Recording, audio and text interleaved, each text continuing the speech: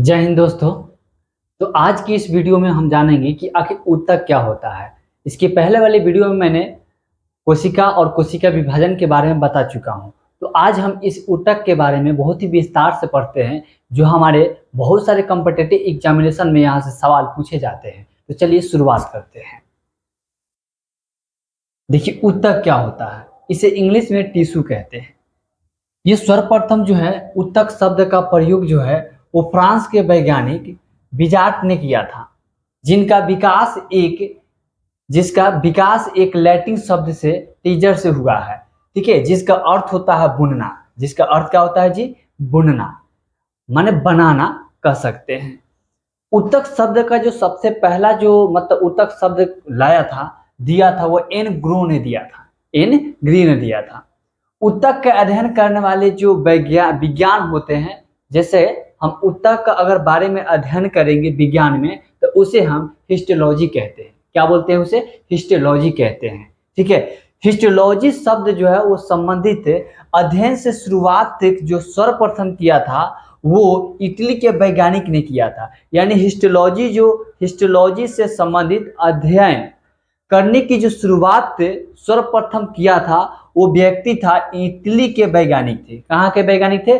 Italy के वैज्ञानिक थे, जिसका नाम मार्सिलो, ठीक है, मालपिघी था नाम। उसका क्या था नाम जी? मार्सिलो मलपिघी नाम था, जो इसीलिए इसे फादर ऑफ द हिस्टोलॉजी भी कहा जाता है। तो अगर आपके एग्जाम ने पूछे कि हिस्टोलॉजी ऑफ द फादर यानी फादर ऑफ द हिस्टोलॉजी कौन है, चाहे क्या है, तो आप जवाब देंगे क्या चीज? कि मार्सिलो मालपिघी को कहा जाता है। तो ये रहा आपका ऊतक। अब ऊतक होता क्या चीज है? ये आपका मार्सिलो मालपिघी है और ये जो है आपका विजार्ट है जी। ठीक है, जो सर्वप्रथम ऊतक शब्द का प्रयोग किया था, और ये फ्रांस के वैज्ञानिक थे। कहाँ के वैज्ञानिक थे? तो फ्रांस के वैज्ञानिक थे। और कौन सी भाषा से? तो लैटिन शब्द से। लैटिन शब्द क्या है जी?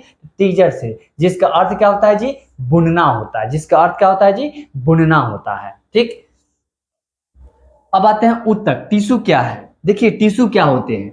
यह एक कोशिका के समूह है जो विशेष कार्य करने के लिए एक जगह एकत्रित होते हैं। उन्हें हम ऊतक कहते हैं।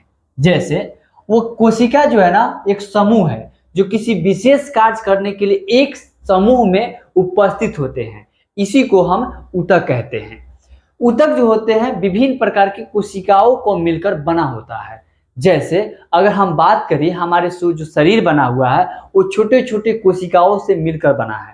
तो जब कोशिका एक साथ मिलती है तो एक ऊतक का निर्माण करता है। जब ऊतक एक साथ मिलती है तो वह अंग का निर्माण करता है। ठीक है, और जब एक साथ अंग मिलता है तो अंग तंत्र का निर्माण होता है। जब एक साथ अंग तंत्र मिलता है तब कोई प्राणी जीव का निर्माण होता है। ये आपका ये प्रक्रिया हुआ। यानी हमारी जो शरीर है, हमारे शरीर की जो सबसे छोटी जो इकाई है वो कौन है? तो कोशिका है। जब कोशिका को एक साथ मिला दिया जाता है, एक साथ मिलता है, तब जाके ऊतक बनता है। और हमारे शरीर से जब ऊतक होता है तो ऊतक से जो है कि हम लोग अंग बनाते हैं। जैसे हमारे शरीर के विभिन्न प्रकार के जो अंग है वो क्या चीज से मिलकर बना हुआ है? तो ऊतक से ही मिलकर बना हुआ है। ठीक है, जब कोशिकाएं समूह में होते हैं तो उसे हम भी ऊतक कहते हैं। कोशिकाएं परस्पर मिलकर ऊतकों का निर्माण करती है। हमने बताया है कि जब कोशिका आपस में मिलेगा तो किस चीज का निर्माण करेगा? ऊतक का निर्माण करेगा। किस चीज का निर्माण करेगा जी? तो ऊतक का निर्माण करता है। ठीक है, जैसे आप फिगर में समझ सकते हैं, ये ऊतक है।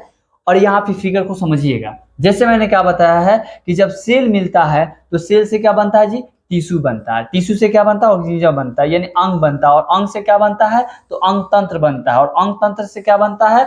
तो कोई जीव बनता है। क्या बनता है? जीव प्राणी बनता है। क्या बनता है जी? जीव प्राणी बनता है। जब हमारा ये भाग, आप जैसे लीवर हुआ, ये सब जो चीज देख रहे हैं, ये हमारे अंग सिस्टम है, यानी ऑर्गन सिस्टम है, जिसे अंग तंत्र हम कहते हैं। तो बहुत सारे जब कोशिका मिलता है तो टिश्यू का निर्माण होता है। जब बहुत सारे टिश्यू मिलते हैं तो ऑर्गेन का निर्माण होता है, ऑर्गेन सिस्टम का निर्माण होता है। उसके बाद जो होता है वो जीव प्राणी का निर्माण होता है। तो बहुत सारे कोशिकाएं मिलकर किस चीज का निर्माण करेगा? तो आपका ऊतक का निर्माण करेगा। ठीक है, अब आते हैं ऊतक के प्रकार, टाइप ऑफ द टिश्यू। देखिए, ये दो प्रकार के होते हैं। एक में जंतु ऊतक और 2 में हमने यहाँ पे लिखा पादप ऊतक। जंतु ऊतक का जो एनिमल टिश्यू कहते हैं, इसे प्लांट टिश्यू कहते हैं। हम जंतु टिश्यू के बारे में जानते हैं, यानी जंतु ऊतक के बारे में जानते हैं। जंतु ऊतक 4 प्रकार से मिलकर बना होता है। जंतु ऊतक 4 प्रकार से मिलकर बना होता है, ठीक है। पहला जो है इसका नाम जानते हैं, देखिए उपकला ऊतक। 1 में क्या है? उपकला ऊतक, 2 में संयोजी ऊतक, 3 में है पेशी ऊतक और 4 में है तांत्रिक ऊतक, ठीक है। सबसे पहले हम उपकला ऊतक के बारे में जानते हैं। देखिए उपकला ऊतक, देखिए उपकला ऊतक क्या होता है? तो यह शरीर में खुली सतहों को सुरक्षा प्रदान करने का कार्य करता है। जैसे हमारा शरीर है, तो हमारे शरीर के जो सुरक्षा प्रदान जो करता है वो हमारे ऊपर वाली त्वचा करता है। अगर ये चमड़ा, ये त्वचा अगर नहीं रहता तो हमारी शरीर जो है वो सुरक्षित नहीं रहता, ठीक है। यह ऊतक हमारे शरीर की बाहरी एवं भीतरी परत बनाने का भी काम करता है, यानी हमारे शरीर के बाहर और भीतर ये दोनों क्या करता है? बनाने का कार्य करता है। कौन? उपकला ऊतक। यह शरीर के उन सभी जगहों पर पाए जाते हैं जिसकी सतह खुली हो तथा जिसे बाहरी पदार्थ द्वारा नुकसान पहुंच सकता है। जैसे अगर हमारा शरीर है, अगर इस त्वचा नहीं रहता तो हमारे शरीर पर अगर कोई भी चीज होता तो हमारे शरीर पर इस इफेक्ट पड़ता, तो हमारी इफेक्ट ना पहुंचाने के लिए अगर मान लेते हैं कि अगर आप हमें इस पर थापर मारते हैं, तो इस पर अगर थापर मारेंगे तो किस पर लगेगा? पहले चमड़ा पर लगेगा, तब आपके अंदर वाले भाग पर लगेगा। अगर इस पर हम मिट्टी को रखते हैं इस हाथ में, हाथ पर, तो सबसे पहले ऊपर वाले चमड़ी पर होंगे, उसके बाद आपके अंदर जाएंगे। तो जब वो यही चमड़ी नहीं रहता तो आपको अंदर जाता, वो हड्डी पर जाता। तो ये चमड़ी जो है आपको क्या करता है? सुरक्षा प्रदान करने का कार्य करता है। तो वही कह रहा है, ये बाहरी जो पदार्थ होता है उसको क्या करता है? नुकसान से पहुंच सकता है, यानी नुकसान पहुंच सकता है। हमारी त्वचा जो होती है इन्हीं ऊतकों से मिलकर बनी होती है, यानी हमारा जो त्वचा है, जो हमारा ये त्वचा है, यही त्वचा जो है ना उपकला ऊतक से मिलकर बना होता है, ठीक है। हमारी इसी ऊतक के कमी से झाड़ियां पड़ जाती है। ठंड से बचाने के लिए इसका माने ठंड से बच सकते हैं, बचने के काम करता है और सुंदरता भी प्रदान करता है और चोटों से सुरक्षा भी प्रदान करता है, यानी चोट नहीं लगने देता है। सुंदरता, जैसे हम लोग बहुत खूबसूरत हो जाते हैं, बहुत ही स्मार्ट बन जाते हैं। जैसे है बबनी के, देखिए कितना स्मार्ट लग रहे हैं। ये स्मार्ट किसके वजह से लग रहे हैं? तो वो उपकला ऊतक की वजह से ही क्या कर रही है? बबनी साहब जो है कि बड़ी स्मार्ट लग रहे हैं, दांत भी दिखा रहे हैं।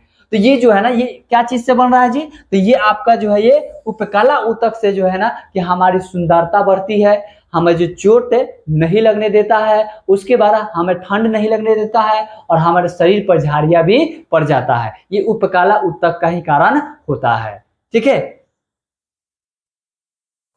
अब आते हैं उपकला ऊतक का भी प्रकार होते हैं। देखिए उपकला ऊतक जो होते हैं वो 3 प्रकार के होते हैं, 4 प्रकार के ये भी होते हैं। एक में सरल सबिकी ऊतक उपकला, स्थानांतरित उपकला और अस्तव्याकार उपकला और घनाकार ऊतक, ठीक है, उपकला होते हैं, ठीक। अब ध्यान से देखेंगे कि ये क्या होते हैं, सिंपल सीक्वेंस। ये देखिए, ये आपका जो है सबसे पहले ये चमटी हुई रहती है, ये घनाभ की आकृति रहती है, इस पर हम लोग चर्चा करते हैं। देखिएगा, सरल सल की उपकला क्या है जी? सरल सल की उपकला। देखिएगा, इसकी आकृति उपकला की कोशिका है सल्कों की भांति चपटी हुई रहती है, बहुभुज आकृति की रहती है और चौड़ी प्लेट की आकृति की होती है और इसी को खड़जी उपकला भी कहते हैं। समझेंगे ध्यान से कि ये जो आप देख रहे हैं उपकला, ये उपकला जो देख रहे हैं, ये उपकला क्या है? ये उपकला जो देख रहे हैं आप, ये उपकला जो है, ये आपका उपकला एक चपटी हुई और घनाभ की आकृति की तरह है। कैसा है जी? एक चपटी हुई, घनाभ की आकृति की नहीं, चपटी हुई और बहुभुज, यानी बहुत सारा भुजा है इसमें, ठीक है। और चौड़ी प्लेट की आकृति क्या है? जैसे प्लेट के देखिएगा, आप उस प्लेट में खाना खाते हैं ना, इस प्लेट की आकृति के जैसे दिखाई दे रहा है आपको, ये प्लेट की आकृति की तरह है। और इसी को क्या बोल रहे हैं? खड़जी उपकला कहते हैं। खड़जी उपकला कहा जाता है इसी को, यानी सरल सल की उपकला को ही खड़जी उपकला कहते हैं। इसकी जो आकृति होती है वो कैसा होता है? तो चपटी की तरह रहेगा, बहुभुज रहेगा और चौड़ी प्लेट की आकृति की होती है। इसमें कोशिकाएं इसकी आकृति होती है, ठीक है। ऐसी ऊतक की कोशिका है जो कोमल सतह का निर्माण करता है, यानी ये जो सतह का जो निर्माण करता है वो बहुत ही कोमल होता है। जैसे हमारा जो गाल होता है, देखते हैं बहुत ही कोमल होता है, बहुत ही मुलायम होता है, तो इसका जो है ना ये निर्माण करता है। जैसे यहाँ पर देखिए, ये बबनी साहब का देखिए जो गाल है, ये गाल जो होता है, ये गाल का जो चमड़ी है यानी जो त्वचा है वो बहुत ही मुलायम होता है, वो बहुत ही कोमल होता है। और किसके वजह से होता है? तो सरल सल की उपकला के कारण ही होता है। ठीक है, बहुत ही मुलायम होता है। इन कोशिकाओं को केंद्रक भी चपटे होते हैं, यानी इस कोशिका में जो केंद्रक होते हैं वो भी चिमटा हुआ होता है, मतलब चपटा हुआ रहता है, ये चिपका हुआ रहता है। देखिए ये केंद्रक है, मान लो ये केंद्रक है, देखिए चिपटा हुआ है। इसमें केंद्रक भी जो होता है ना वो भी चिपटा हुआ होता है। ठीक है, तो अगर आपसे कोई क्वेश्चन पूछे कि बताइए, चाहे कभी एग्जामिनेशन में आपसे क्वेश्चन पूछा जाए कि बताइए किस ऊतक के कारण हमारी जो शरीर की जो त्वचा होती है वो बहुत ही कोमल होता है, तो सरल सल की उपकला ऊतक के कारण। ठीक है, और इसी को हम खरजी उपकला भी कहते हैं। ठीक है, आगे देखिए, ये देहगू के विभिन्न भागों में पाए जाते हैं, जैसे शरीर की बाहरी पर, रक्त नलिकाओं के दीवार पर भी, और फेफड़े के अंदर वायु कोष में भी, और ग्रस नली में भी। यानी इन चीजों पर क्या होता है, ये कोमल जो है कि पाए जाते हैं। जो कोमल जो हमारी त्वचा होती है वो बहुत ही कोमल सतह होते हैं, यानी हमारी जो सतह होती है वो बहुत ही कोमल होते हैं। कहाँ कहाँ होता है? शरीर के बाहरी पर, रक्त नलिकाओं के दीवार पर, फेफड़े के अंदर वायु के कोष में, और ग्रस नली में। इन जहां भी देखेंगे आप तो वहां पे जो कोमल सतह जो पाए जाते हैं, जैसे इसमें आप इसे ग्रस नली जो ये देख रहे हैं इसमें भी कोमल सतह पाए जाते हैं, फिर उसके बाद इस पर भी कोमल सतह पाए जाते हैं, और इसमें भी ग्रस नली जो क्या बोलते हैं फेफड़ा जो होता है, इन फेफड़े में भी क्या क्या पाया जाता है जी? तो इसके फेफड़े के जो अंदर वायु कोष जो होते हैं उसमें भी ये क्या होते हैं? बहुत ही कोमल सतह पाए जाते हैं। ठीक है, ये सरल सल्की उपकला में है। ठीक, अब आगे आते हैं स्तरित उपकला। देखिएगा इसमें क्या होता है कि त्वचा की उपकला कोशिकाओं को कटने और फटने से बचाने के लिए त्वचा में कई एपिथेलियम परतें उपस्थित होते हैं। यानी इसे कटने और फटने के लिए जो है कि इसे में कटने और फटने के लिए त्वचा के कई एपिथेलियम परतें क्या होते हैं? उपस्थित उसमें होते हैं। तो कहेगा कि त्वचा के उपकला में कोशिकाओं को कटने और फटने के लिए बचाने के लिए त्वचा में कौन से परतें उपस्थित होते हैं? तो क्या बोलेंगे? एपिथेलियम को हम क्या करते हैं? उपस्थित रहता है, जिसके कारण वो कटे फटे से बचाने का काम करता है। ठीक है, यह कोशिकाएं एक पैटर्न में उपस्थित होती है, यानी ये एक ही पैटर्न में रहेगा, ये इधर उधर नहीं रहता, एक ही पैटर्न में होगा, इसीलिए इसे स्तरित उपकला भी कहा जाता है। जैसे अगर मान लेते हैं ये उपकला आप जो देख रहे हैं, ये उपकला आपको जो है ये आपको उपकला दिखाई दे रहा है, तो इस उपकला में आपको क्या दिखाई दे रहा है? इसमें ये क्या है? पैटर्न है, एक ही पैटर्न में है, यानी देखिएगा एक ही पैटर्न में सभी यहाँ पे क्या है? कोशिकाएं हैं, तो ये एक पैटर्न में होती है, इसी को हम स्तरित उपकला कहते हैं। ठीक है, अब आता है क्या चीज? घनाकार उपकला। ठीक है, क्या होता है जी? घनाकार उपकला। अच्छा, जो कटे फटे होते हैं, जैसे हमारा ये शरीर है, तो जो हमारा शरीर जो कटफट करता है ये क्या होता है? इसमें नहीं होता, यानी जो शरीर जो कटफट होता है इसे बचाने का जो काम करता है वो हमें एपिथेलियम काम करता है। कौन सा? एपिथेलियम काम करता है। ठीक है, अब आता है घनाकार उपकला। देखिए घन के आकृति की तरह हो, जैसे घनाकार हो, क्या हो जी? घनाकार हो। जैसे यहाँ पे आप देख सकते हैं ये मेरा जो आकृति है ये क्या है? घनाकार आकृति है। ये मेरा क्या किस आकृति का है जी? तो घनाकार आकृति का है। ठीक है, ये क्या है जी? मेरा घनाकार आकृति है। तो वही कह रहा है जो घनाकार आकृति का हो, सुनिएगा, यह घन के आकार का हो। ये क्या किसके आकार का हो जी? यह घन के आकार की कोशिकाओं को बना होता है, यानी ये घन की आकृति होती है और इन्हीं से मिलकर क्या होता है? कोशिकाओं से मिलकर बना होता है। इसका मुख्य जो कार्य होता है वो स्राव और अवशोषण करना होता है। ठीक है, यह वृक्क नलिकाओं, जंदो, संवेद ग्रंथियों में पाए जाते हैं। ठीक है, जैसे लाल ग्रंथिया में, गुर्दों के नलिकाओं में, वृषण और अंडाशय के ग्रंथियों के निर्माण में भी क्या होते हैं? ये पाए जाते हैं। देखिएगा ये हमारा जो शरीर है, इन चीजों में किस चीज में? ये क्या है जी? अंडाशय है, वृषण है, अंडाणु है। ठीक है, उसके बाद क्या है? ये मेरा क्या है जी? लाल ग्रंथिया है, ठीक है। और ये जो गर्दे की क्या है, गर्दे की नलिकाएं जो होती है, इस नलिकाओं में क्या पाया जाता है, तो घनाकार उपकला पाए जाते हैं, ठीक है। और इसका जो मुख्य जो कार्य होता है वो स्राव करना और अवशोषण करना। क्या होता है जी, स्राव करना और अवशोषण करना, ठीक है। तो कहेगा किस उपकला के कारण अवशोषण होता है, तो घनाकार उपकला के कारण। घनाकार उपकला का कार्य क्या होता है, तो अवशोषण और अवशोषण और स्राव करना, ठीक है, इसका कारण कार्य होता है, ठीक है। लाल ग्रंथिया में क्या पाया जाता है, कौन से ऊतक उपकला पाए जाते हैं, तो घनाकार उपकला पाए जाते हैं, ठीक है। अब आगे चलते हैं, देखिएगा। अब आता है स्तंभाकार उपकला। देखिएगा, यह लंबी एवं पतली कोशिकाओं में एक अस्तर का बना होता है, यानी ये एक ही अस्तर का बना होता है। देखिएगा, एक ही अस्तर का, देखिए ये सेम है एकदम, ठीक है, एक अस्तर का होगा, इसमें कहीं से डिफरेंट आपको नहीं दिखाई देगा, ठीक है। कुछ स्थानों पर इन कोशिकाओं के बीच में कई स्थानों पर श्लेष्म का स्रावन करने वाली चषक कोशिकाएं भी पाई जाती है, यानी इसमें चषक कोशिकाएं भी पाई जाती है, गोबलेट सेल जिसको कहते हैं। इसकी सतह पर सूक्ष्म कूर पाए जाते हैं। उदाहरण के तौर पर समझिएगा कि आमाशय की लाइनिंग में और परते में, जैसे छोटी आंत में, पिटाशय में, पित्तवाहिनियों में, आंतरिक सतहों पर पाए जाते हैं। और ये आंतरिक सतहों से पीत होता है। देखिएगा, आप अगर कभी आप मीट खाए होंगे, ठीक है, बकरा का, तो देखे होंगे कि इसमें एक पीत के करेजी के जस्ट बगल में रहता है, ठीक है। और ये काम होता है क्या चीज, ये पीला टाइप का रहता था, इसी को हम पीत कहते हैं। इसे क्या बोलते हैं जी, पीत कहते हैं। अगर ये आपके उस मीट में उसमें अगर फूट जाता है तो पूरा जहरीला बना देता है, जहर के समान हो जाता है, ठीक है। और आपका वो जो है कि चिकन जो है या मीट भी होगा वो आपका सही नहीं होगा, ठीक है। और ये आपका जो देख रहे हैं लाद पचौनी, ये सब आप लोग देख सकते हैं। तो इनमें क्या होता है, आंतरिक सतहों पर क्या होता है, ये पाए जाते हैं, ठीक है। स्तंभाकार उपकला जिसको कहते हैं। और यह इसकी जो आकृति है ये पतली और लंबी होती है, जो कोशिकाओं के स्तर के मिलकर बना होता है, ठीक है। ये बहुत सारे कोशिकाओं को मिलकर बना होता है, जो लंबी और पतली होती है और एक स्तर का ही बना होता है, ठीक है। चलिए अब आते हैं संयोजी ऊतक।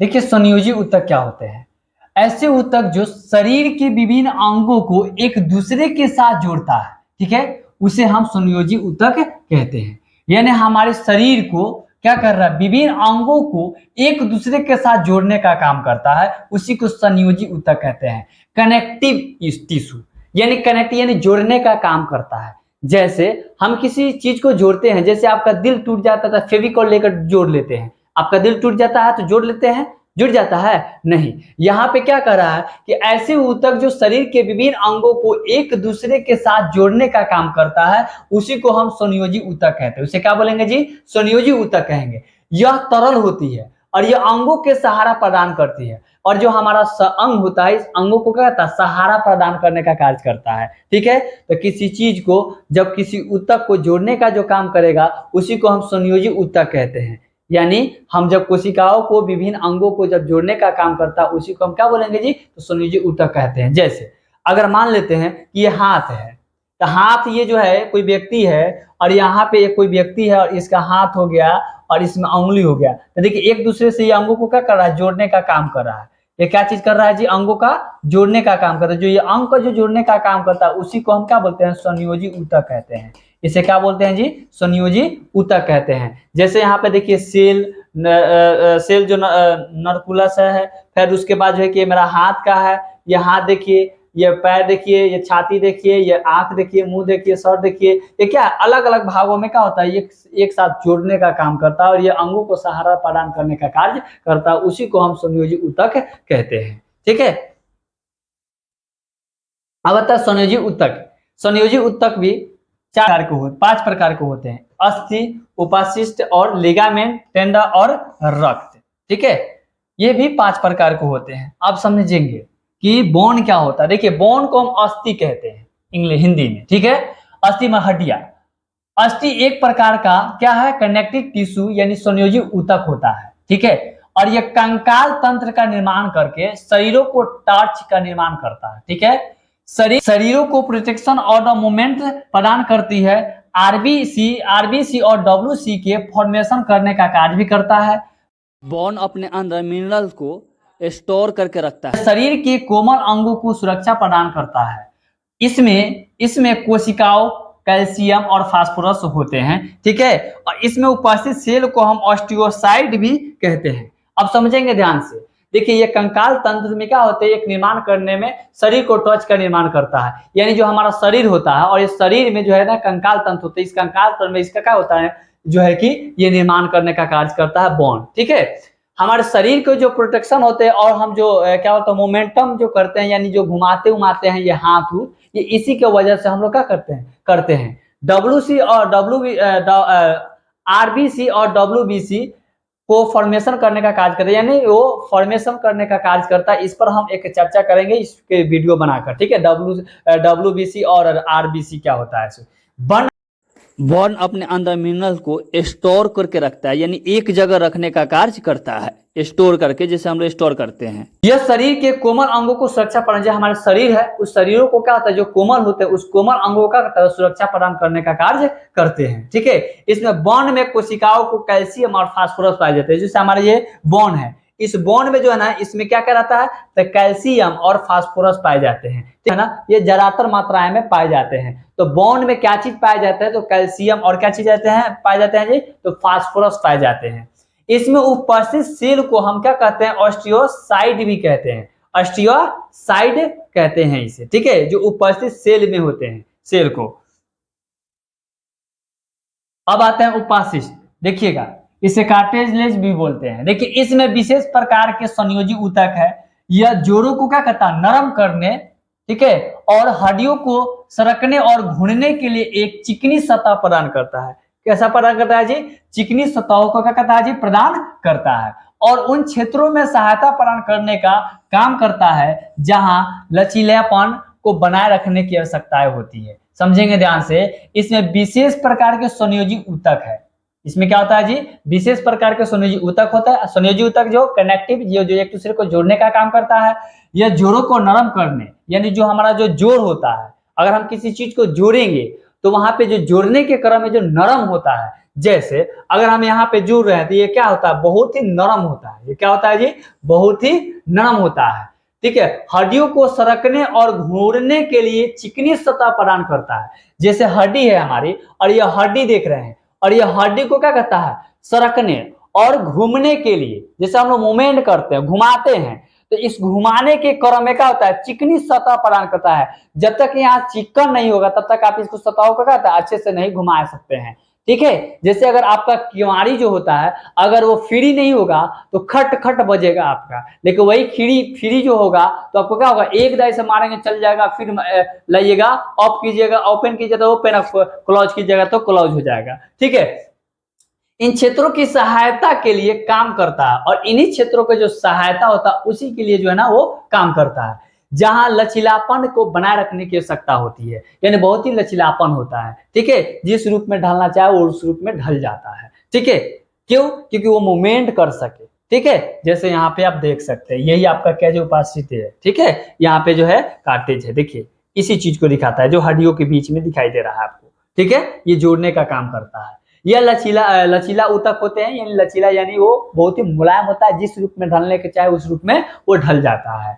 यह ऊतक नाक, जैसे हमारा जो नाक है, ठीक है, कान है जो हमारी कान होती है, ठीक है, कंठ है जो हमारी यहाँ पे कंठ है, ठीक है, और श्वासनली और अस्थिया की क्या होते हैं, संधियों पर पाया जाता है, ठीक है ना। जो संधियां होती है, जो ज्वाइंट होती है, उस ज्वाइंटों पर हमारे शरीर में जितने भी ज्वाइंट है, संधि है, संधि नहीं, संधिया, यानी जो हमारा ज्वाइंट है, और जितने भी ज्वाइंट हो उन सारे ज्वाइंटों पर क्या होता है, ये चीज पाए जाते हैं, ठीक है।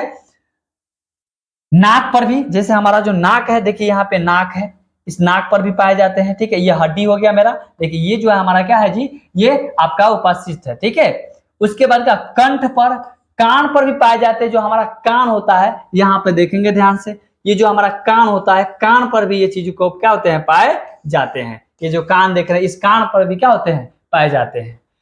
कार्टिलेज में उपस्थित जीवित सेल को हम क्या कहते हैं, कैट कहते हैं, ठीक है, कैंड्रियोसाइट कहते हैं, सॉरी क्या बोलते हैं इसको, कैंड्रियोसाइट कहते हैं, ठीक है। यहाँ पे देख सकते हैं आप, बोन हो गया, ये मेरा हड्डी, ये बोन हो गया, ये कार्टेज हो गया, और ये जो हो गया ये भी हमारा क्या होगा, बोन हो गया। जो एक ये जो ये हड्डी और ये हड्डी को जोड़ता है, और इसमें जो होता है ना वो मुलायम होता है। क्या होता है जी, वो मुलायम है, ठीक है, कोमल जिसको हम कह सकते हैं, लचीलापन भी कह सकते हैं। लिगामेंट, देखिए लिगामेंट क्या होता है, जिसे स्नायु भी बोलते हैं। देखिए इसमें पीले इलास्टिक तंतु अधिक मात्राओं में पाए जाते हैं, ठीक है। यह हड्डियों को हड्डियों से कनेक्ट करने का काम करता है, यह ऊतक होता है। कनेक्ट यानी जोड़ने का काम करता है। किस चीज को जोड़ने का काम करता है जी, हड्डियों को हड्डियों से जोड़ने का काम करेगा। याद रखिएगा कि हड्डियों को हड्डियों से जोड़ने वाले को क्या कहते हैं जी, तो हड्डियों को हड्डियों को जोड़ने वाले को क्या बोलते हैं, लिगामेंट कहते हैं। क्या बोलते हैं इसे, लिगामेंट कहते हैं, स्याही भी कहते हैं इसे, ठीक है, याद रखेंगे इसको, ठीक है। ये कनेक्टिव यानी इसे कनेक्टिव यानी जोड़ने का काम करता है, इसीलिए जोड़ने वाले ऊतक भी कहते हैं। कंडरा स्याहू की तुलना में ये बहुत ही मजबूत माने मजबूत ऊतक है। ये क्या होता है जी, कंडरा जो होता है वो स्याही की तुलना में बहुत ही वो मजबूत ऊतक के रूप में होता है। ये बहुत ही स्ट्रांग होते हैं, ठीक है, वो टूट कर बिखरता नहीं है, वो बहुत ही कमजोर नहीं होता, वो बहुत ही मजबूत होता है, ठीक है, जैसे लोहा की तरह, ठीक। कंडरा देखिएगा ये क्या होते हैं, लिगामेंट समझ गए कि जो हड्डी को हड्डी से जोड़ने का काम करेगा, तो उसे हम क्या बोलेंगे, लिगामेंट। यानी लड़की को लड़की से जब प्रेम हो जाएगा तो उसे हम लिगामेंट कहेंगे, और जब लड़का को लड़की से प्रेम हो जाएगा तो उसे हम क्या कहेंगे, कंडरा कहेंगे, ठीक है। इसमें श्वेत कोलोजर तंतु अधिक मात्रा में पाए जाते हैं। हड्डियों को मांसपेशियों से क्या करता है, कनेक्ट करने वाला ऊतक होता है। हमने क्या बोला है कि हड्डी और मांसपेशी, यानी यहाँ पे हड्डी हड्डी नहीं हो रहा, हड्डी और मांसपेशियां हो रहा है, लड़का और लड़की से प्यार हो रहा है, ठीक है, कनेक्ट हो रहे हैं, जुड़ रहे हैं, जुड़ाव हो रहा है, मिलन हो रहा है, ठीक है, किससे, तो हड्डियों और मांसपेशिया से। हड्डियों और मांसपेशिया से कनेक्ट करने वाला ये ऊतक होते हैं, कौन, कंडरा, ठीक। तो देखेंगे ध्यान से, ये फिगर देखिए, इस फिगर में आपको देखने को मिलेगा कि हड्डी जो है, इस हड्डी में इसको जना हड्डियों को और मांसपेशिया को जोड़ने का काम करता है। जैसे हमारी जो शरीर होती है उसमें हड्डियों पर मांसपेशिया होती है, ठीक है, जैसे यहाँ पे लिगामेंट और कंडरा को देख सकते हैं। ये मेरा लिगामेंट हो गया और ये जो हो गया मेरा टेंडर हो गया, ठीक है, टेंडर जिसको हम कंडरा कहते हैं, ठीक है, टेंडर। ये होगा हमारा टेंडन हो गया, जो हमारे मांसपेशिया और हड्डी ये दोनों का जोड़ने का काम करेगा। जहां पे हड्डी होगा उसी के जस्ट बगल में क्या होगा, ये मांसपेशिया होगा, इन दोनों को जो जोड़ने का काम करेगा उसी को हम कंडरा या टेंडर कहते हैं, ठीक है। अब आता है रक्त, जिसे हम ब्लड कहते हैं। इस पर भी हम एक वीडियो स्पेशल बनाएंगे, लेकिन इसमें पढ़ना है इसलिए इस पर हम थोड़ा सा जान लेते हैं। रक्त या हथीर को तरल संयोजी ऊतक कहते हैं। इसका अंतर कोशिकीय पदार्थ तरल फ्लूइड होता है, जिसमें कोशिकाएं बिखरी रहती है। यानी इसमें जो होता है कोशिकाएं बिखरी हुई रहती है, जैसे यहाँ पे देख सकते हैं बिखरा हुआ है एकदम। जैसे अगर मान लेते हैं आपके पास सिक्का है, 2 रुपया, 5 रुपया, 10 रुपया, 50 रुपया का सिक्का है, आप एक जगह लेकर रख देते हैं और बिक देते हैं, यानी बिखरा हुआ है। आप अपने घर में भी सामानों को बिखर कर रखते हैं, बिखरा हुआ रहता है। जैसे आप पढ़ते होंगे तो देखते होइएगा, जब आपके टाइम नहीं मिलता होता, जहां तक आपके बुक बहुत सारी चीज, कॉपी किताब जो है कि सब डिटेल्स आपके रूम में जो है, कमरे में जो है कि बिखरा हुआ होता है। उसी प्रकार जो है ना, ये भी आपका बिखरा हुआ रहता है। रक्त हमारे शरीर में पाए जाने वाले क्या एकमात्र तरल संयोजी ऊतक होते हैं। तो हमारे शरीर जो में जो होता है रक्त एक मात्र संयोजी ऊतक के रूप में, यानी तरल संयोजी ऊतक के रूप में क्या होते हैं, ये रहता है। तो अगर आपसे क्वेश्चन पूछे कि रक्त हमारे शरीर में पाए जाने वाले एकमात्र कौन सा ऊतक है, तो क्या बोलेंगे, तरल संयोजी ऊतक है, ठीक है। ये आपका हो गया रक्त। अब आते हैं पेशीय ऊतक। क्या होता है जी, पेशीय ऊतक क्या होता है। देखिए पेशीय ऊतक क्या होते हैं। पेशीय ऊतक वे ऊतक है जिनमें जंतुओं के शरीर की पेशियां निर्मित होती है। यानी जो जंतु होते हैं वो जंतुओं के जो शरीर में पेशियां का निर्मित होती है। यह ऊतक शरीर के सभी प्रकार की गतियों को क्या करता है, उत्तरदायित्व होते हैं। यानी हमारे शरीर में विभिन्न प्रकार की जो गतियां होती है, उन गतियों में ही क्या होते हैं, ये बहुत ही उत्तरदायित्व होते हैं पेशीय ऊतक, ठीक है। पेशीय ऊतक लंबी एवं पतली कोशिकाओं का बना होता है। यानी जो कोशिका जो बना होता है, जो ऊतक बना होता है, यह ऊतक जो होता है वो लंबी और पतला होता है, और इसी से मिलकर क्या होते हैं, बने होते हैं। जो पतले और लंबी जो कोशिकाएं होती है, उन्हीं कोशिकाओं से मिलकर पेशीय ऊतक बना होता है, ठीक है। पेशीय ऊतक हमारे शरीर में मांसपेशियों को बनाने और उन्हें नियंत्रित करने का कार्य करता है। पेशीय ऊतक का कार्य जो होता है वो हमारे शरीर के मांसपेशियों को बनाने का काम करता है। जैसे हमारे शरीर में मांसपेशियां है तो इस मांसपेशियों को जो बनाने का काम करता है वो हमारी पेशीय ऊतक करता है और नियंत्रित करने का भी कार्य करता है। ठीक है, यह हमारे शरीर की जो मांसपेशियां है और जो नियंत्रित करने का जो काम करता है वो पेशीय ऊतक ही करता है। ठीक है, जैसे आपके घर में आपके मम्मी पापा क्या करते हैं, आपको नियंत्रित करके रखते हैं, सेम उसी प्रकार जो है ना ये हमें नियंत्रित करके रखता है। ठीक है, आपके शरीर का जो है माइंड जो है आपका जो है कि एक चूटी नीचे काटता है आपके पैर में तो मालूम चल जाता है सर को कि हाँ जो है कि हमको क्या हुआ है, चूटी काट लिया पैर में। उसी प्रकार ये नियंत्रित जो करने का काम करता है वो पेशीय ऊतक ही करता है। ठीक है, इन पेशियों में विशेष प्रकार की प्रोटीन होती है और जो ये पेशीय ऊतक होती है इन पेशीय ऊतक में होता है विशेष प्रकार क्या होता है, प्रोटीन पाए जाते हैं। क्या पाए जाते हैं जी, प्रोटीन पाए जाते हैं, जिसे संकुचनशील प्रोटीन भी हम कहते हैं। इसी के संकुचन और शिथिलन से गति उत्पन्न होती है और इसी के क्या होता है, शिथिलन गति उत्पन्न होती है इसी के कारण से। किसके कारण से जी, तो संकुचन प्रोटीन के कारण, संकुचनशील प्रोटीन के कारण ही क्या होते हैं, इसमें रिलैक्स से गति उत्पन्न होता है। रिलैक्स इसको ना शिथिलन यानी रिलैक्स, हम रिलैक्स की गति क्या होता है, उत्पन्न होते हैं। जैसे हम लोग रिलैक्स कर रहे हैं आज। ठीक है, चलिए इसी ऊतक के द्वारा शरीर के सभी मांसपेशियां 639 निर्मित होते हैं और इसी मांसपेशिया के कारण क्या होता है, 6 से 39 से जो है ना मांसपेशिया को क्या करता है, निर्मित करने का कार्य करता है। तो कहेगा हमारे शरीर में मांसपेशिया को निर्मित करने का काम कौन करता है, तो हम कहेंगे पेशीय ऊतक। हमारे शरीर में कितने मांसपेशिया है, तो 639 मांसपेशिया है। कितने हैं, तो 639 मांसपेशिया है। ठीक है, और ये कहेगा कि मांसपेशिया को बनाने और नियंत्रित कार्य करने वाले हमारे शरीर के कौन से ऊतक होते हैं, तो पेशीय ऊतक होते हैं। कौन से ऊतक होते हैं जी, तो पेशीय ऊतक होते हैं। अब पेशीय ऊतक के बारे में आप यहाँ पे आप देख सकते हैं, इसका फिगर से आप समझ सकते हैं ये पेशीय ऊतक का क्या है, जो है कि मांसपेशिया और जो है कि मांसपेशिया और नियंत्रित करने का जो कार्य होता है उसको दिखाया गया है। अब आते हैं कि मांसपेशिया जो होते हैं, पेशीय ऊतक जो होते हैं वो कितने प्रकार के होते हैं। देखिए पेशीय ऊतक भी होते हैं 3 प्रकार के। रेखीय पेशीय ऊतक को हम क्या कहते हैं, कंकाल पेशीय ऊतक भी कहते हैं, ऐसे स्वैच्छिक पेशीय ऊतक भी कहते हैं। यहाँ पे अरेखीय पेशीय ऊतक को जो है, पेशीय ऊतक को भी हम चिकनी पेशीय ऊतक कहते हैं और स्वैच्छिक पेशीय ऊतक भी कहते हैं। इसे हृदय पेशीय ऊतक भी कहते हैं। ये ऊतक होगा, ऊतक भी कहते हैं। ठीक है, चलिए अब जानते हैं पेशीय ऊतक क्या होते हैं। देखिएगा पेशीय ऊतक किसे कहते हैं। देखिए हमारे शरीर में यानी यह ऊतक की कोशिकाएं लंबी बेलनाकार रेखाओं की तरह होती है। यानी यह जो होती है एक लंबी होगी, बेलना आकार होगा। आप लोग बेलना देखो होइएगा, बेलना से मार भी खाए होइएगा मम्मी से सॉरी। तो ये बेलना जो देख रहे हैं ये बेलना के आकृति रहेगा। ठीक है, ये बेलना के आकृति रहेगा और यह रेखाएं की तरह होती है, यानी एक रेखा की तरह होती है। ठीक है, इसीलिए इसे रेखीय पेशीय ऊतक कहते हैं। जो बेलना के आकार के हो, जो लंबा हो यानी रेखा के आकृति का हो, उसी को हम क्या बोलेंगे, तो उसे हम रेखीय पेशीय ऊतक कहते हैं। ठीक, यह हमेशा हड्डियों से जुड़ी रहती है और शरीर को गति में सहायता प्रदान करती है। इसीलिए इसे कंकाल कोशिका भी कहा जाता है। यानी यह हमारे हड्डियों से जुड़ती है। ये क्या होता है जी, यह हमेशा हड्डियों से जुड़ी रहती है। यानी ये जो ऊतक होते हैं ये हड्डियों से जुड़ा हुआ रहता है। ये शरीर की गति में सहायता प्रदान करता है और इसीलिए इसे जो है हम कंकाल कोशिका भी कहते हैं। तो किस ऊतक को कंकाल कोशिका कहा जाता है, तो रेखीय पेशीय ऊतक को कहा जाता है। ठीक, जिन अंगों पर हमारा नियंत्रण होता है वे वहां पाई जाती है तो इसे अस्विक्ष पेशीय ऊतक कहते हैं। ठीक है, यानी हमारे जो अंगों पर जो नियंत्रण होता है वहां पाई जाती है तो इसे हम स्वैच्छिक पेशीय ऊतक कहते हैं, यानी रेखीय पेशीय ऊतक भी कहते हैं।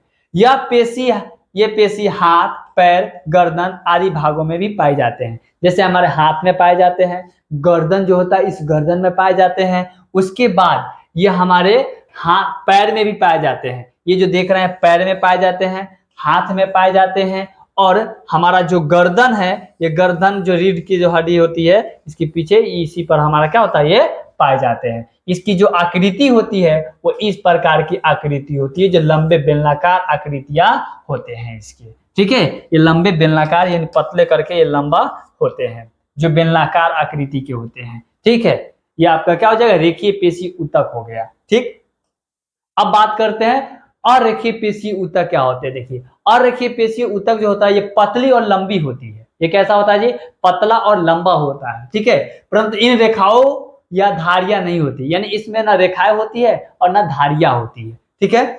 इसीलिए इन्हें अरेखीय पेशी ऊतक कहते हैं, इसीलिए इसे अरेखीय पेशी ऊतक कहा जाता है, ठीक है। इसका जो संकुचन हमारी इच्छा के अनुसार नहीं होती है, यानी इसके इच्छा के, ये हमारी इच्छा के अनुसार इसका काम नहीं होता है, ठीक है। इस ऊतक के पेशीय ऊतक के सतह चिकना होता है, यानी यह ऊतक जो होता है, पेशीय ऊतक का जो सतह होता है वो बहुत ही चिकनापन होता है, बहुत ही चिकन होता है, एकदम गाल की तरह, ठीक है।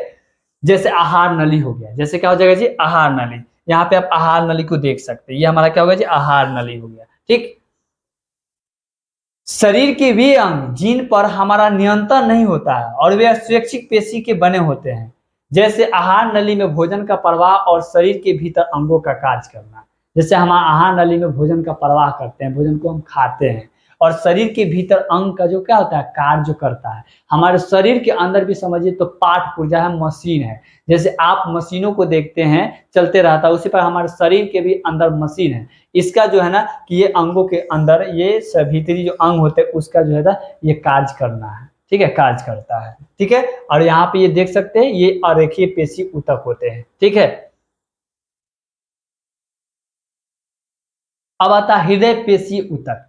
हमारा हृदय हृदय पेशी का बना होता है और यह हृदय के अंदर होती है और इनकी क्रिया अनैच्छिक होती है, यानी यह हमारा जो हृदय है वो हृदय पेशी ऊतक का ही बना होता है। हमारे जो हृदय है, ठीक है, इस हृदय जो बना होता है वो हमारी हृदय पेशी ऊतक से ही मिलकर बना होता है, इसके अंदर होती है। इनकी क्रिया जो होता है वो अनैच्छिक होते हैं, ठीक है। इसमें स्व उत्प्रेरणा पाया जाता है, जिसके कारण ये बिना थके लयबद्ध रूप में जीवन भर कार्य करते रहता है। जैसे देखिएगा पंपिंग करता है, यानी देखेंगे आप फुलाना जैसे नहीं होता है, अप डाउन देखते होइएगा। जब आप कभी किसी चीज को देखते होंगे, किसी जानवर को जो है कि अगर आप मारते समय तो देखिएगा वो पंप करता है, ठीक है, पंप करता है। अगर वो जिस दिन बंद हो जाएगा उस दिन आप क्या जीवित रहेंगे, नहीं रहे, तो जीवन भर आपका क्या हुआ, काम करते रहे, जीवन भर, मरने पर बार नहीं। जब आपको मर जाइएगा तो वो क्या हुआ, ऑटोमेटिक खत्म हो जाएंगे, आप चले गए, सब खत्म। लेकिन आप जब जीवित है तो जीवित में आपको वो पंप करते रहेगा, ठीक है ना। ये आपका अप डाउन करते रहता है। ये आप देख सकते हैं, ये हमारा क्या है, हृदय है। तो यही जो है ना हमारा क्या होता है, वो पंप करते रहता है, यानी वो अप डाउन करते हुए रहता है। इसका मैंने वीडियो बगल में दिखा देते हैं, ठीक है। तो ये आपका जो है ये बिना जीवन भर बिना थके हुए कार्य करते रहता है। आप जब तक जिएंगे तब तक आपका ये काम करते रहता है। आप बैठा रहेंगे लेकिन ये बैठेगा नहीं, ठीक है ना। ये जिस दिन बैठ जाएगा उस दिन आप क्या हो जाएंगे, इस दुनिया से चले जाएंगे, ठीक है। तो हृदय पेशी ऊतक जो होता है वो पेशी ऊतक से ही बना होता है, ठीक है। यह हृदय के अंदर होती है, ठीक है, और ये हृदय के क्या होते हैं, बहुत ही अंदर होते हैं।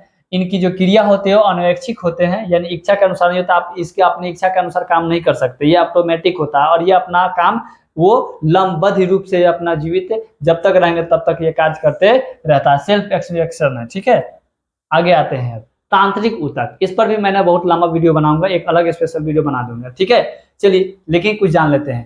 तांत्रिक ऊतक जो होता है वो मस्तिष्क की रीढ़ की हड्डी और तांत्रिका में पाए जाते हैं, यानी तांत्रिका ऊतक जो होते हैं वो मस्तिष्क, जिसे हम ब्रेन कहते हैं, रीढ़ की हड्डी, ठीक है, जैसे स्पाइनल कोड कहते हैं, इसमें ये पाए जाते हैं, ठीक है। तो कहेगा मस्तिष्क में कौन से ऊतक पाए जाते हैं, तांत्रिका कौन से ऊतक पाए जाते हैं, तो तांत्रिका ऊतक कहेंगे, ठीक है। ब्रेन में रीढ़ की हड्डी, और रीढ़ की हड्डी में कौन से ऊतक पाए जाते हैं, तांत्रिका ऊतक पाए जाते हैं, ठीक है, और तांत्रिका में पाए जाते हैं, ठीक है। यह शरीर में कई गतिविधियों के समन्वय और नियंत्रण के लिए क्या होता है, जिम्मेदार होता है। ये तांत्रिक तंत्र, और इसमें जो है कि ये चीज पाए जाते हैं, ठीक है। तांत्रिक ऊतक संवेदना के शरीर में एक भाग से दूसरे भाग में भेजने का कार्य करता है, यानी यह एक भाग से दूसरे भाग में भेजने का काम करता है, ठीक है। कौन सा, तांत्रिका ऊतक। तांत्रिका ऊतक को कोशिका न्यूरॉन भी कहा जाता है, यानी जो आप देख रहे हैं इसे हम न्यूरॉन कहते हैं, ठीक है। इसे क्या बोलते हैं जी, न्यूरॉन कहा जाता है, ठीक है, न्यूरॉन कहा जाता है, ठीक है। न्यूरॉन तांत्रिक ऊतक की क्या है, क्रियात्मक इकाई है। क्या जी, ये एक क्रियात्मक इकाई का रूप है, यानी इकाई है, ठीक है। मस्तिष्क और मेरुरज्जु के इसी ऊतक के बने होते हैं, यानी जो हमारा जो मस्तिष्क है, जो हमारा ब्रेन है, ये ब्रेन और जो हमारा जो मेरुरज्जु जो है वो क्या चीज से बना होता है, तो वो तांत्रिका ऊतक से ही मिलकर बना होता है। तो ब्रेन किस ऊतकों से मिलकर बना है, ये क्वेश्चन पूछा भी गया है एग्जाम में। तो क्या बोलेंगे हम कि तांत्रिका ऊतक से मिलकर बना होता है। ठीक है, कहेगा मैं रज्जु, ये बीपीएससी के एग्जाम में क्वेश्चन को पूछा भी गया है और आप प्लीज से इसको क्वेश्चन अगर देखते होंगे तो यहाँ मैं रज्जु के बारे में आप जानते होंगे। ठीक है, तो ये क्या होता है, तांत्रिका ऊतक से मिलकर बना होता है। न्यूरॉन का मुख्य भाग जो होता है वो काइटोन कहलाता है, जिससे केंद्रक पाया जाता है, जिसमें केंद्रक पाया जाता है, माने इसमें जो होते हैं वो केंद्रक पाए जाते हैं। ठीक है, काइटोन में दानेदार संरचना पाई जाती है जिसे निसिल ग्रेनुलस कहा जाता है, जिसका रंग ग्रीन होता है, यानी इसका जो रंग होता है वो ग्रीन होता है। ठीक है, काइटोन का जो नीचे साइटोन का नीचे वाला भाग जो होता है वो एक्सोन कहलाता है, जिसका रंग जो होता है वो सफेद होता है, यानी इसका जो रंग जो होता है वो सफेद होता है। ठीक है, साइटोन जो नीचे वाला भाग होता है एक्सोन कहलाता है, जिसका रंग जो होता है वो सफेद होता है। आप देख सकते हैं हमारा ये जो ब्रेन है, स्पाइनल कोड है, ठीक है, ये जो हमारा तांत्रिका कोशिकाओं से मिलकर ही बना होता है, हमारा ब्रेन है ये। ठीक है, और ये तांत्रिक, इसे न्यूरॉन कहते हैं, इसे क्या बोलते हैं जी, न्यूरॉन करते हैं। तो इस पर भी हम एक वीडियो बनाऊंगा जिससे आपको विस्तार से इस टॉपिक के बारे में चर्चा करेंगे। ठीक है, तो आज के लिए इतना ही, क्योंकि इस टॉपिक से आपके जितने भी सारे क्वेश्चन बनते हैं या एग्जाम में पूछे जाते हैं वहां तक हमने बता दिया है। अगर आप बीपीएससी 69 की एग्जाम देने वाले हैं तो इसके पीवाई क्वेश्चन जो होंगे वो आपको प्रोवाइड करा दिया जाएगा। तब तो आज की इस क्लास में मैंने ऊतक के बारे में बताया हूँ, टिश्यू के बारे में बताया हूँ। अगले क्लास में मैं जो है कि अगले टॉपिक पर चर्चा करूंगा। आज आप लोग ये टॉपिक से बहुत सारे क्वेश्चन को कंप्लीट कर सकते हैं कॉम्पिटिटिव एग्जामिनेशन के लिए, खास करके जो एग्जाम अभी आने वाले हैं जैसे बिहार पुलिस, एसएससी या आप रेलवे का भी वैकेंसी आने वाला है, और बीपीएससी 69 के लिए बहुत ही मस्ट इंपोर्टेंट उपयोगी है। अगर आप इस वीडियो को देखते हैं तो साथ में आपको जो है इससे रिलेटेड जितने भी सारे क्वेश्चन होंगे वो सारे क्वेश्चन को कराया जाएगा, पर आपको थोड़ा समय देना पड़ेगा। तब तक के लिए इतना ही, फिर मिलेंगे अगले वीडियो में। जय हिंद, जय भारत।